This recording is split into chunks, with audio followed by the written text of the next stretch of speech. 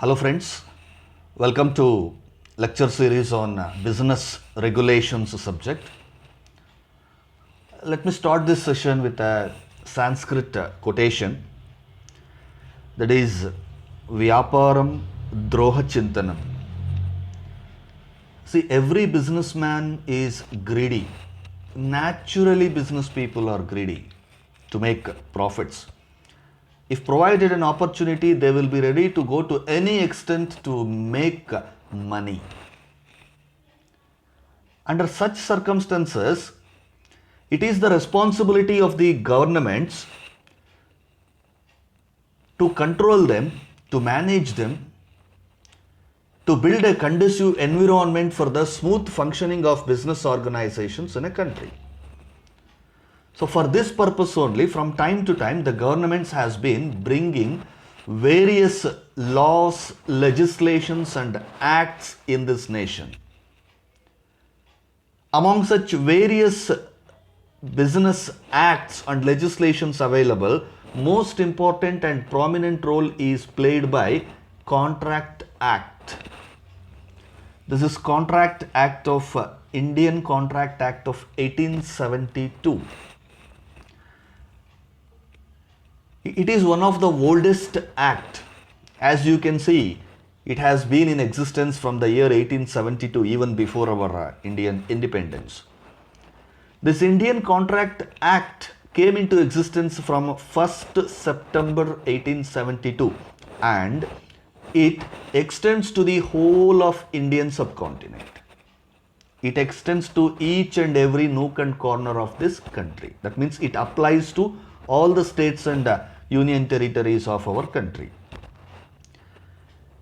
Even though it has been brought into existence in the year 1872, in between here and there some small changes and modifications has been done, but mostly we are using the same act which has been brought into existence in the year 1872. So what is this Indian Contract Act? Before understanding the features of Contract Act, let us study what a contract is. To put it in simple words, a contract is nothing but the relationship between people. Relationship between two people, especially commercial kind of relationships between business people, or you can call it a social kind of relationships or other family, domestic kind of relationships. But here contract signifies a kind of relationship between parties, between people. According to section 2H, according to section 2 subsection H of Indian Contract Act 1872, they are defining the word contract as an agreement enforceable by law. Contract is an agreement enforceable by law. So in this definition, we have to understand two important things. One is an agreement, the other one is enforceability. Contract is an agreement enforceable by law. First, let us understand what is an agreement. Agreement. So to understand agreement, we should know about promises. We should know about proposals, or the word we can use as offer. Like let us say business people, or for that matter every person will have an idea, an intention. Like suppose let us say I have some goods and I have an intention to sell that goods. So my intention to sell the goods is expressed to someone who is ready to buy my goods. ನೋಡಿ, ನನ್ನ ಹತ್ರ ಕೆಲವೊಂದು ವಸ್ತುಗಳಿದೆ, ಅದನ್ನು ನಾನು ಮಾರಾಟ ಮಾಡಬೇಕು ಅಂತ ಅಂದ್ಕೊಂಡಿದ್ದೀನಿ. ಮಾರಬೇಕು ಅನ್ನೋಂಥ ಒಂದು ಇಚ್ಛೆ ನನ್ನಲ್ಲಿದೆ. ಇಚ್ಛೆ ಇದ್ದ ಮಾತ್ರಕ್ಕೆ ಸಾಕಾಗೋದಿಲ್ಲ. Mere intention of selling that goods is not necessary, not enough. I should express my intention to someone else. ಕೊಂಡ್ಕೊಳ್ಬೇಕು ಅನ್ನುವಂಥ ಒಂದು ಇಂಟೆನ್ಷನ್ನು, ಇಚ್ಛೆ, ಆಸೆ ಇರುವಂಥವ್ರಿಗೆ ನನ್ನ ಮನಸ್ಸಲ್ಲಿರುವಂತಹ ಒಂದು ಪ್ರಪೋಸಲನ್ನು, ಒಂದು ಆಫರನ್ನು ನಾನು ಎಕ್ಸ್ಪ್ರೆಸ್ ಮಾಡಬೇಕು. ನೋಡಪ್ಪ, ನನ್ನ ಹತ್ರ ಇಷ್ಟೊಂದು ಗೂಡ್ಸ್ ಇದೆ, ನಿಮ್ಗೆ ಏನಾದ್ರು ಇಂಟ್ರೆಸ್ಟ್ ಇದೆಯಾ, ನೀವು ತೆಗೆದುಕೊಳ್ತೀರಾ ಇಷ್ಟು ಪ್ರೈಸ್ಗೆ ನಾನು ಮಾರಾಟ ಮಾಡ್ತೀನಿ ಅಂತ ಹೇಳಿದಾಗ the other party or parties if they are interested, if they have an intention to buy that goods from me, they will respond to my offer, they will respond to my proposal, they will accept. See, here two important things you are supposed to understand. An offer made by a person and the acceptance given to the same for the offer by the other person. ಅಂದರೆ ಒಬ್ಬ ವ್ಯಕ್ತಿ ಒಂದು ಪ್ರಪೋಸಲನ್ನು ಮಾಡ್ತಿದ್ದಾನೆ, ನನ್ನ goods ತಗೊಳ್ತೀಯಾ ಅಥವಾ ನನ್ನ ಹತ್ರ finance ಇದೆ ತಗೊಳ್ತೀಯಾ ಅಥವಾ ನೀನು ನನಗೆ ಫೈನಾನ್ಸ್ ಮಾಡ್ತೀಯ, whatever the intentions the people are ready to do. So ಒಬ್ಬ ಪ್ರಪೋಸಲನ್ನು ಎಕ್ಸ್ಪ್ರೆಸ್ ಮಾಡ್ತಾನೆ, ಇನ್ನೊಬ್ಬ ವ್ಯಕ್ತಿ ಆ ಪ್ರಪೋಸಲ್ಗೆ ಸಮ್ಮತಿಯನ್ನು ಕೊಡ್ತಾನೆ, ಆಕ್ಸೆಪ್ಟೆನ್ಸನ್ನು ಕೊಡ್ತಾನೆ. So both these proposal and acceptance put together will become an agreement. C, the simplest meaning of the word promise ಅಂತಂದರೆ accepted proposal.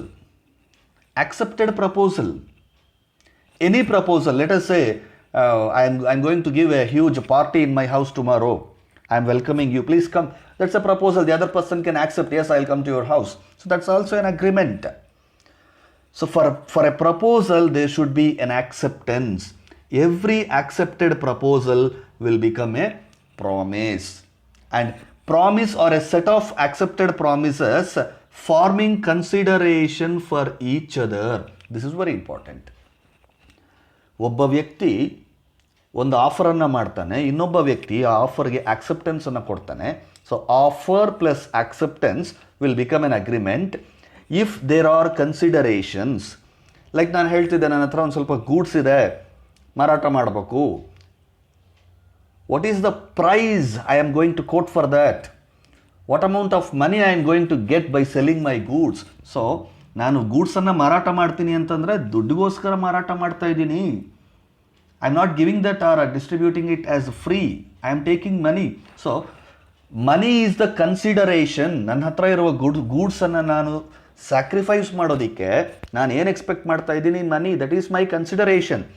The other person who is purchasing goods from me, he is sacrificing money, he is giving money to me. In the place of money, he is taking back goods. ದುಡ್ಡು ಕೊಟ್ಟು ವಸ್ತುಗಳನ್ನು ಅವನು ಖರೀದಿ ಮಾಡ್ತಾನೆ, ನಾನು ವಸ್ತುಗಳನ್ನು ಕೊಟ್ಟು ದುಡ್ಡನ್ನು ರಿಸೀವ್ ಮಾಡ್ತೀನಿ. So the benefit, the mutual benefits between the parties is known as consideration. ನಾನು ಗೂಡ್ಸ್ ಕೊಡೋದಕ್ಕೆ ನನಗೇನು ಬೆನಿಫಿಟ್ಟು ಅಂದರೆ ದುಡ್ಡು ಬರುತ್ತೆ, ಅವನು ದುಡ್ಡು ಕೊಡೋದಕ್ಕೆ ಬೆನಿಫಿಟ್ ಏನು ಅಂದರೆ ಅವನಿಗೆ ಗೂಡ್ಸ್ ಸಿಗುತ್ತೆ.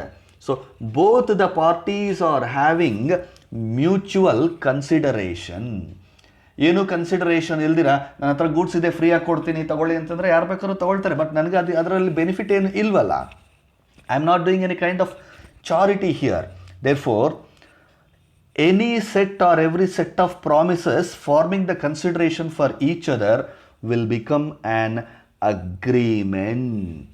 So let us simply understand what an agreement is. When a person to whom the proposal is made signifies his assent, that means acceptance thereto, the proposal is said to be accepted. ಒಬ್ಬ ವ್ಯಕ್ತಿ ಇನ್ನೊಬ್ಬ ವ್ಯಕ್ತಿಗೆ ಒಂದು ಪ್ರಪೋಸಲನ್ನು ಕೊಟ್ಟಾಗ ಆ ಇನ್ನೊಂದು ವ್ಯಕ್ತಿ ಈ ಪ್ರಪೋಸಲನ್ನು ಒಪ್ಪಿಕೊಂಡಾಗ ಅದು ಒಂದು ಅಗ್ರಿಮೆಂಟ್ ಅಂತ ಹೇಳಿ ಅನ್ಸ್ಕೊಳ್ಳುತ್ತೆ. So the important points you have to understand here is there should be a person to whom proposal is made. ಒಬ್ಬ ವ್ಯಕ್ತಿ ಇನ್ನೊಬ್ಬ ವ್ಯಕ್ತಿಗೆ ಒಂದು ಪ್ರಪೋಸಲನ್ನು ಮಾಡಬೇಕು, ಒಂದು ಆಫರ್. ನೋಡಪ್ಪ, ನನ್ನ ಹತ್ರ 2 ಕತ್ತೆ ಇದೆ, ನಾನು 10,000 ರೂಪಾಯಿ ಒಂದು ಕತ್ತೆ ಲೆಕ್ಕದಲ್ಲಿ ಮಾರಾಟ ಮಾಡ್ತೀನಿ, ನೀನು ತಗೊಳ್ತೀಯಾ? So this is a proposal. I am giving a proposal. I am having 2 donkeys. I want to sell that 2 donkeys at the rate of 10,000 each. So there will be other person who is ready to buy my donkeys. He will give his acceptance. He will signify his assent. Assent means here acceptance. ಒಂದು offer ಅನ್ನೋದು ಒಂದು ಪ್ರಶ್ನೆ ಅಂತ ಅಂದ್ಕೊಂಡಾಗ acceptance ಅನ್ನೋದು ಒಂದು ಉತ್ತರ. ಒಂದು ಪ್ರಶ್ನೆ ಮತ್ತು ಒಂದು ಉತ್ತರ ಸೇರಿದ್ರೆ ಅದೊಂದು ಅಗ್ರಿಮೆಂಟ್ ಆಗುತ್ತೆ. ನಾಳೆ ನನಗೆ ಮದುವೆ ಇದೆ, ಬರ್ತೀಯಾ ಅಂತ ನಾನೊಂದು ಆಫರ್ ಕೊಟ್ಟಾಗ ಇನ್ನೊಬ್ಬ ವ್ಯಕ್ತಿ ಹೌದು ಬರ್ತೀನಿ ಅಂತಂದಾಗ one proposal, one acceptance, both put together will becomes an agreement. The proposal becomes accepted accepted proposal becomes promise, and a set of accepted proposals or promises is known as agreement. ನೋಡಿ, this is very important, you can keep this in mind. Agreement is equals to proposal plus acceptance. ನೋಡಿ, proposal ಅನ್ನು ನಾವು offer ಅಂತಲೂ ಕರಿಬೋದು. therefore agreement is equals to offer plus acceptance. Merely an offer without acceptance cannot become an agreement. ಬರೀ ಒಂದು offer ಮಾತ್ರ ಇದ್ದರೆ ಅದು ಅಗ್ರಿಮೆಂಟ್ ಆಗೋದಕ್ಕೆ ಸಾಧ್ಯ ಇಲ್ಲ. ಒಂದು ಅಗ್ರಿಮೆಂಟ್ ಆಗಬೇಕಾದ್ರೆ ಇಬ್ಬರು ವ್ಯಕ್ತಿಗಳಿರಬೇಕು. ಒಬ್ಬ ವ್ಯಕ್ತಿ ಇನ್ನೊಂದು ವ್ಯಕ್ತಿಗೆ ಒಂದು ಆಫರನ್ನು ಕೊಡಬೇಕು. ಆ ಕೊಟ್ಟಂಥ ವ್ಯಕ್ತಿ ಅದನ್ನು ಆಕ್ಸೆಪ್ಟ್ ಮಾಡ್ಕೋಬೇಕು. ಒಂದು ಸಿಂಪಲ್ ಆಗಿ ಹೇಳ್ಬೇಕಾದ್ರೆ ಎನ್ ಆಕ್ಸೆಪ್ಟೆಡ್ ಪ್ರಪೋಸಲ್, ಒಪ್ಪಿಕೊಂಡಂತಹ ಒಂದು ಪ್ರಪೋಸಲ್ಲು ಅಗ್ರಿಮೆಂಟ್ ಆಗಿ ಮಾರ್ಪಾಟ್ ಆಗುತ್ತೆ. ಸೊ ಬರೀ ಅಗ್ರಿಮೆಂಟ್ ಆದಾಗ ಅದು ನಿಮಗೆ ಕಾಂಟ್ರಾಕ್ಟ್ ಅನಿಸ್ಕೊಳತ್ತಾ? ಇಲ್ಲ. ಒಂದು ಆಫರು ಆಕ್ಸೆಪ್ಟೆನ್ಸ್ ಎರಡಿದ್ರೆ ಅದೊಂದು ಅಗ್ರಿಮೆಂಟ್ ಆಗುತ್ತೆ, ಆದರೆ ಅದು ಕಾಂಟ್ರಾಕ್ಟ್ ಆಗಲ್ಲ. ಕಾಂಟ್ರಾಕ್ಟ್ ಆಗಬೇಕಾದ್ರೆ ಅದರಲ್ಲಿ ಏನಿರಬೇಕು? ಎನ್ಫೋರ್ಸಿಯಬಿಲಿಟಿ ಬೈ ಲಾ, ಕಾನೂನಿನ ಸಪೋರ್ಟ್ ಸಿಗಬೇಕದಿಗೆ. ಲೈಕ್ ಲೆಟ್ ಅಸ್ ಸೇ ಇಬ್ಬರು ವ್ಯಕ್ತಿಗಳು ಯಾವುದೋ ಒಂದು ವಿಷಯವನ್ನು ಒಂದು ಪ್ರಪೋಸಲ್ ಒಂದು ಆಕ್ಸೆಪ್ಟೆನ್ಸ್ ಆಗಿದೆ, ಆದ ಮೇಲೆ ಆ ವ್ಯಕ್ತಿಗಳು ಅವರ ಒಂದು ಜವಾಬ್ದಾರಿಗಳನ್ನು ನಿಭಾಯಿಸಿಲ್ಲ ಅಂತ ಅಂದ್ಕೊಳ್ಳಿ. They have not discharged their obligations according to the contract. The law will play a major role there. ಆ ವ್ಯಕ್ತಿ ಕೋರ್ಟ್ಗೆ ಹೋಗ್ಬೋದು, ಈ ಒಂದು ಕಾಂಟ್ರಾಕ್ಟನ್ನು ನನಗೆ ಈ ಥರ ಮೋಸ ಆಗಿದೆ, I have not received money for my goods ಅಂತನೋ whatever the terms of the contract. So court will help, it will enforce, ಬಲವಂತವಾಗಿ ನಷ್ಟ ಆದಂತಹ ವ್ಯಕ್ತಿಗೆ ನ್ಯಾಯ ಒದಗಿಸ್ಕೊಡುವಂತಹ ಕೆಲಸವನ್ನು ಕಾನೂನು ಮಾಡುತ್ತೆ. That means the law should accept this agreement. ಬರೀ ಒಂದಿಬ್ಬರು ವ್ಯಕ್ತಿಗಳು ಅಗ್ರಿಮೆಂಟ್ ಮಾಡ್ಕೊಂಡ್ಬಿಟ್ರೆ ಅದು ಕಾಂಟ್ರಾಕ್ಟ್ ಅಂತ ಅನ್ಸ್ಕೊಳ್ಳೋದಿಲ್ಲ. ಅಗ್ರಿಮೆಂಟಿಗೆ ಯಾವಾಗ ಕಾನೂನಿನ support ಸಿಗತ್ತೋ, enforceability by law, every agreement which is enforceable by law becomes a contract. ನೋಡಿ, ಈಗ ಇನ್ನೊಂದು ಈಕ್ವೇಷನ್ ಥರ ಅದನ್ನು ನೀವು ನೋಡ್ಕೋಬೋದು. ಆಗಲೇ ಒಂದು ಈಕ್ವೇಷನ್ ತೋರಿಸ್ತೇನೆ ನಾನು ನಿಮಗೆ. Agreement equals to offer plus acceptance ಅಂತ. ಈಗ agreement plus enforceability by law will become a contract. ಒಂದು ಆಫರ್ ಪ್ಲಸ್ ಒಂದು ಆಕ್ಸೆಪ್ಟೆನ್ಸ್ ಎರಡೂ ಸೇರಿದ್ರೆ ಅಗ್ರಿಮೆಂಟ್ ಆಗುತ್ತೆ. ಆ ಒಂದು ಅಗ್ರಿಮೆಂಟಿಗೆ ಕಾನೂನಿನ ಸಪೋರ್ಟ್ ಸಿಕ್ಕಿದ್ರೆ, ಲೀಗಲ್ ಏಡ್ ಸಿಕ್ಕಿದಾಗ, ಎನ್ಫೋರ್ಸಿಯಬಿಲಿಟಿ ಬೈ ಲಾ ಸೇರಿದಾಗ that becomes A contract. And ಎಲ್ಲ ಅಗ್ರಿಮೆಂಟ್ಸ್ಗಳು ಕಾಂಟ್ರಾಕ್ಟ್ ಆಗ್ತವಾ? It's very important question. ಪ್ರತಿಯೊಂದು ಕಾಂಟ್ರಾಕ್ಟ್ಗೂ ನಾವು ಎನ್ಫೋರ್ಸಿಯಬಿಲಿಟಿ ಸಿಗುತ್ತಾ ಅನ್ನೋದು ನೋಡಿದಾಗ, all those agreements which are not for business purposes, which are for social purposes, which doesn't have an intention to create legal responsibility, those contracts or those agreements will not get any enforceability or support by the law. ಉದಾಹರಣೆಗೆ ನೀವು ನೋಡೋದಾದರೆ, example 1, A agrees with B to sell a car for rupees 2 lakhs. So A ಮತ್ತು B ನಡುವೆ ಒಂದು ಒಪ್ಪಂದ ಆಗ್ತಾ ಇದೆ. A ಒಪ್ಕೊಳ್ತಾನೆ ಬಿಗೆ ತನ್ನ ಕಾರನ್ನು ಮಾರಾಟ ಮಾಡೋದಕ್ಕೆ 2 ಲಕ್ಷಕ್ಕೆ. Here A is under an obligation to give car to B. A agrees to sell car. A ತನ್ನ ಕಾರನ್ನು ಮಾರೋದಕ್ಕೆ ಒಪ್ಕೊಳ್ತಾನೆ ಅಂದರೆ, ಸೊ ಮಾರುವಂತಹ ವ್ಯಕ್ತಿ ತನ್ನ ವಸ್ತುವನ್ನು ಕೊಂಡ್ಕೊಳ್ಳೋ ವ್ಯಕ್ತಿಗೆ ಕೊಟ್ಬಿಡಬೇಕು. ಸೊ ಎ ಮೇಲೆ ಒಂದು ಜವಾಬ್ದಾರಿ ಇದೆ, ಯಾಕೆಂದರೆ ಅವನು ಒಪ್ಕೊಂಡಿದ್ದಾನೆ, ನಾನು ಕಾರನ್ನು ಮಾರಾಟ ಮಾಡ್ತೀನಿ ಅಂತ ಅವನು ಒಪ್ಕೊಂಡಿರೋದ್ರಿಂದ he has to give that car to B. So ಕೊಡುವಂತಹ ಒಂದು ಜವಾಬ್ದಾರಿ, ಆ ಜವಾಬ್ದಾರಿಯನ್ನೇ ನಾವಿಲ್ಲಿ ರೆಸ್ಪಾನ್ಸಿಬಿಲಿಟಿ, ಆಬ್ಲಿಗೇಷನ್ ಅನ್ನೋ ಲೀಗಲ್ ಟರ್ಮನ್ನು ನಾವು ಯೂಸ್ ಮಾಡ್ತೀವಿ. When A has accepted to sell his car to B, A is having an obligation to give the car to B, and B has the right to receive the car. A ಕಾರನ್ನು ಬಿಗೆ ಕೊಡಬೇಕು, B ಅದನ್ನು ತೆಗೆದುಕೊಳ್ಳಬೇಕು. ತೆಗೆದುಕೊಂಡು ಆದಮೇಲೆ ಬಿಗೆ ಒಂದು responsibility ಇದೆ. ಏನು ಪುಕ್ಸಟೆ ಫ್ರೀಯಾಗಿ ಕೊಟ್ಟಿದ್ದಾನ ಕಾರು? ಇಲ್ಲ, he is selling for 2 lakhs. So B is having an obligation to pay rupees 2 lakhs to A. B ಗೆ ಒಂದು ಆಬ್ಲಿಗೇಷನ್ ಇದೆ. ಏನದು? To pay rupees 2 lakhs to A. A ಬಿಗೆ ಕಾರ್ ಕೊಡಬೇಕು, ಬಿ ಎಗೆ 2 ಲಕ್ಷ ರೂಪಾಯಿ ದುಡ್ಡನ್ನು ಕೊಡಬೇಕು. ಸೊ ಇಂಥ ಒಂದು ಸಿಚುವೇಶನಲ್ಲಿ suppose A has given his car to B and B has not made payment to A. ಇವನು ಕಾರ್ ತೊಗೊಂಡವನು ದುಡ್ಡು ಕೊಟ್ಟಿಲ್ಲ ಹೇಗೆ ಅಂತಂದರೆ ಎ ಏನು ಮಾಡ್ಬೋದು? ಕೋರ್ಟಲ್ಲಿ ಒಂದು ಕೇಸನ್ನು ಹಾಕ್ಬೋದು. He can proceed legally. It is a contract which will be enforceable by law. ಕೋರ್ಟಲ್ಲಿ ಈ ಕೇಸು ಆಕ್ಸೆಪ್ಟ್ ಆಗುತ್ತೆ. ಬಿಯಿಂದ 2 ಲಕ್ಷ ರೂಪಾಯಿಯನ್ನು ಹೇಗೆ ಕೊಡಿಸೋದಿಕ್ಕೆ ಕಾನೂನು ಹೆಲ್ಪ್ ಮಾಡುತ್ತೆ. ಸೊ ಆ ಒಂದು ಕಾನೂನಿನ ಹೆಲ್ಪನ್ನೇ ನಾವು ಎನ್ಫೋರ್ಸಿಯಬಿಲಿಟಿ ಬೈ ಲಾ ಅಂತ ಹೇಳಿ ಕರಿತೀವಿ. ಈಗ ಇನ್ನೊಂದು ಎಕ್ಸಾಂಪಲ್ ನೋಡಿ. A father promises his son to pay him pocket allowance of ₹500 every month. ತಂದೆ ಮಗನಿಗೆ ತಿಂಗಳಿಗೆ 500 ರೂಪಾಯಿ ಪಾಕೆಟ್ ಮನಿ ಕೊಡ್ತೀನಿ ಅಂತ ಪ್ರಾಮಿಸ್ ಮಾಡ್ತಾನೆ. ಒಂದು ಕಾಂಟ್ರಾಕ್ಟ್ ಮಾಡ್ಕೊಳ್ತಾರೆ. ಆಮೇಲೆ ಅಪ್ಪ ಕೊಡೋದಿಲ್ಲ ಹೋಗು ಅಂತಾನೆ. ಈಗ ಮಗ ಅಪ್ಪನ ಹತ್ರ ಅದನ್ನು ವಸೂಲಿ ಮಾಡೋದಕ್ಕೆ ಕೋರ್ಟ್ಗೆ ಹೋಗಬಹುದಾ ಅಂದರೆ ಹೋಗೋದಿಲ್ಲ. ಹೋದರೂ ಕೇಸು ನಿಲ್ಲೋದಿಲ್ಲ.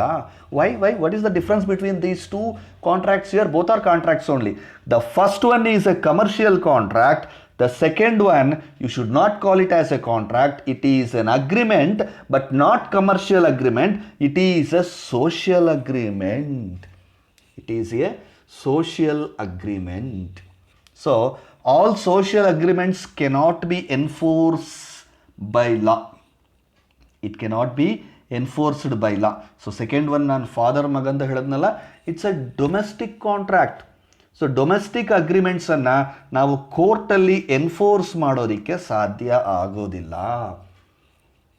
ಬರೀ ಕಮರ್ಷಿಯಲ್ ಅಗ್ರಿಮೆಂಟ್ಸು, ಕಾಂಟ್ರಾಕ್ಟಲ್ಲಿ ಒಳಗೊಳ್ಳುವಂತಹ ವ್ಯಕ್ತಿಗಳಿಬ್ಬರಿಗೂ ಕೂಡ ಕಾನೂನು ನಾವು ಇಲ್ಲಿ ಪ್ರಾಮಿಸ್ ಮಾಡ್ತಿರೋಂತಹ ಒಂದು ಆಬ್ಲಿಗೇಷನ್ಸನ್ನು ಮಾಡಿಲ್ಲ ಅಂದರೆ ಕಾನೂನು ನಮ್ಮ ಮೇಲೆ ಕ್ರಮ ಜರುಗಿಸುತ್ತೆ ಅನ್ನೋ ಒಂದು ಇಂಟೆನ್ಷನ್ ಇಟ್ಕೊಂಡು ಎಂಟ್ರಿ ಆಗ್ತಾರೆ.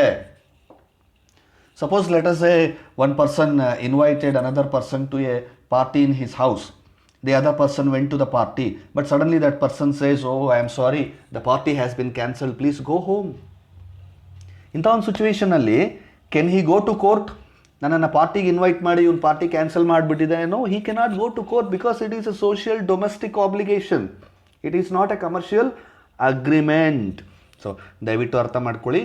Contract is a relationship between two parties. It's an agreement which is enforceable by law. Contract is an agreement between two parties, and two parties will become very important because ಒಬ್ಬನು ತನ್ನ ಜೊತೆಗೆ ತಾನೇ contract ಮಾಡ್ಕೊಳ್ಳೋದಕ್ಕೆ ಸಾಧ್ಯ ಇಲ್ಲ. ಒಬ್ಬ ವ್ಯಕ್ತಿ ತನ್ನನ್ನು ತಾನೇ ಮದುವೆ ಆಗೋದಕ್ಕೂ ಸಾಧ್ಯ ಇಲ್ಲ. ಸೊ ಇಬ್ಬರು ಬೇಕಾಗ್ತಾರೆ. ಹಾಗಾಗಿ contract is an agreement which should be enforceable by law, and agreement is a promise or set of promises forming consideration for each other. And ಒಂದು ಅಗ್ರಿಮೆಂಟ್ ಆಗಬೇಕಾದ್ರೆ there should be two persons. One person is known as offerer, the other person is known as acceptor. There should be an offer and an acceptance. An offer and acceptance put together will become a agreement. Agreement is equals to offer plus acceptance. But for every agreement to become a contract, mere offer plus acceptance ಮಾತ್ರ ಸಾಕಾಗೋದಿಲ್ಲ. ಅಗ್ರಿಮೆಂಟಿನ ಜೊತೆಗೆ ಎನ್ಫೋರ್ಸಿಯಬಿಲಿಟಿ by law ಕೂಡ ಇರಬೇಕಾಗತ್ತೆ. So I hope you understood the meaning and definition of the word contract and the terms proposal, offer, acceptance